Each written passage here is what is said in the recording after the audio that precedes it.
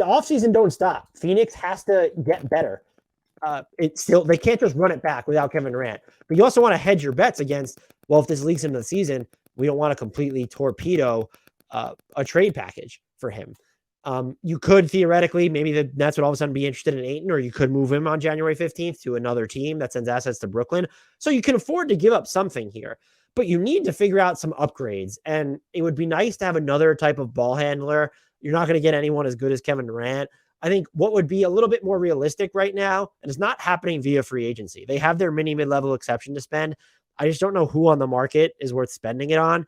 You're not going to, I doubt you talk yourself into Dennis Schroeder. You have campaigns still on the roster. So I don't know that you go down that tunnel. I don't think you're definitely not paying Eric Bledsoe. It's probably easier to just default to upgrading the 4, unless you think that filler in the form of, Saric, and do you view Landry Shamet as filler at this point, can get you Eric Gordon. That would be someone who would really help your bench play there. Or maybe you're viewing, instead of, like Torrey Craig could be used as filler. Maybe even Cameron Payne is part of that deal if you're getting Eric Gordon, who's not really a point guard, though. That'd be something to consider. But it does feel like just defaulting to the 4. And then how much do you have to give up to make that upgrade? You can trade some expendable salary filler, even Cam Johnson, I think, without torpedoing a future offer for Kevin Durant midseason, if you think that's where this ends.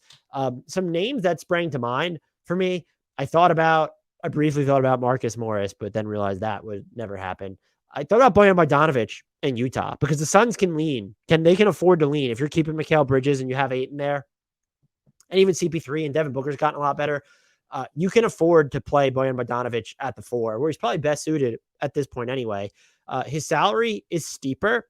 I also think he's an expiring contract, so that makes it more valuable to the Suns, because they don't have to worry about this money leaking in to the following season. And also the fact that his price point is a little bit high. It's at $19.6 million. Utah's probably not expecting like crazy equity for him. And so if you can go with, Saric and like Torrey Craig and then a draft pick, I think you might actually need another salary in there. I can't remember what Saric is making this season. $9.2 million. Throw Torrey Craig in there, you're at $14.3 million. That is not going to get you, because you're a tax team, so to have to include another smaller contract in there, or you could just straight go Landry Shamet attached to Dario Saric. That's not a trade. My point is, maybe it costs you like next year's first round pick, which I don't think is going to be super valuable in a Kevin Durant trade anyway.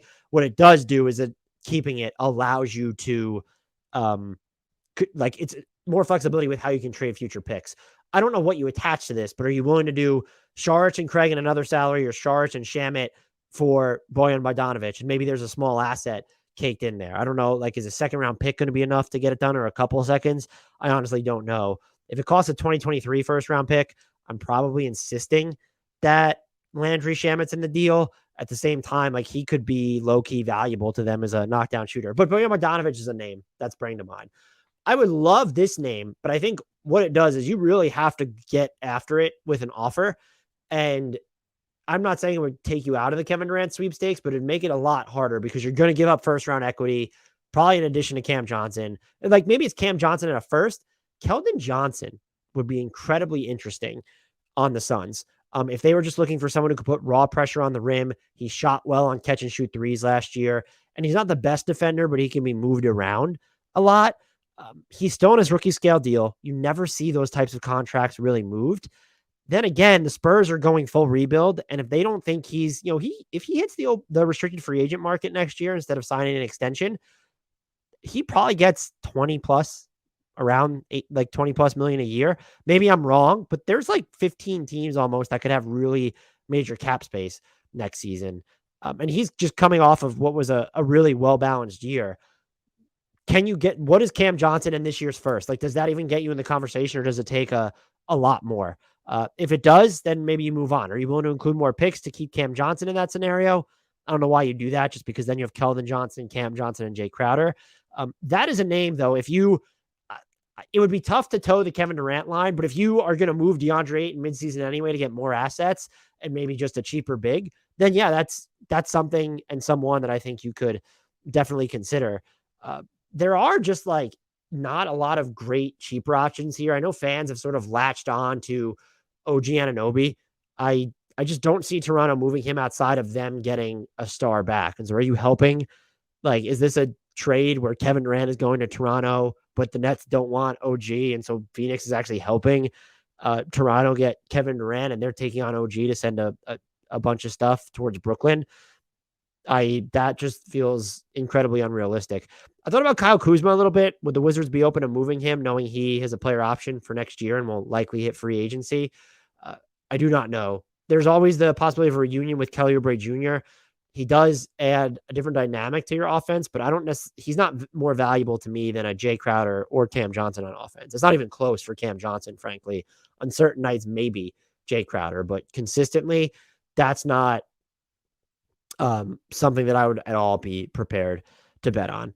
And so the cheaper options like get pretty slim after that. I thought briefly about like just pairing Miles Turner and DeAndre Ayton, but that's just not what the Suns need or what you're looking for. Is there like a different deal that the Clippers would do because they have so many of these wings? But if you're not going to trade for Marcus Morris, I'm assuming there's a lot of, just ill will between him and the Suns organization. Batum and Batum can't be traded right now after re-signing. Ditto for Amir Coffey. That's just something you're sitting on. Norman Powell would be really fun on the Suns to bring that downhill element, but you probably want someone bigger. You're not playing him at the 4, having Mikal at the 4 while playing him.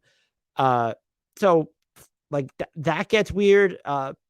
There's just really like Jared Vanderbilt is a name in Utah. If they're going to move him, that's going to be more defense oriented though. And I would like to see probably Phoenix go a little bit more, if it's not offensive oriented, just someone who's has more functional diversification in their overall game than a Jared Vanderbilt, again, who can be fantastic on defense. So Bojan Bogdanovic and Keldon Johnson are the two names right now that I have circled. You could still go with a Larry Nance Jr. if you want to play with him and Ayton together. I don't know why the Pelicans, given the trajectory that they're on, why they would want to give up Larry Nance Jr. at the moment. I feel like they're more likely to extend him. I feel the same way, by the way, about Harrison Barnes. Everyone always sort of mentions him as this trade target, but from the moment they acquired Domas Sabonis, I just think he's too critical to making the offense work, even with Keegan Murray there. So I've said this many times, it feels like they're just more likely to extend Harrison Barnes than actually trade him. So that's kind of where I land on that. And like, yeah, it's slim pickings thereafter. I mean, other than a Keldon Johnson, like the Spurs don't have. Do you want Doug McDermott if you're Phoenix? I don't think that accomplishes what you're looking for. Thaddeus Young is technically still trade eligible. You could go that route if you want to skew all defense. Not an upgrade to me over Jay Crowder or Cam Johnson in the aggregate. Probably the best defender of the bunch, certainly more so than Cam. But even I would rather put Jay Crowder on some of those certain wings. So those are some additional trade targets that the Suns can look at if, while trying to plan for this Kevin Durant thing dragging out, or in the event that he goes elsewhere or they pull out of the sweepstakes, they can't afford to stand pat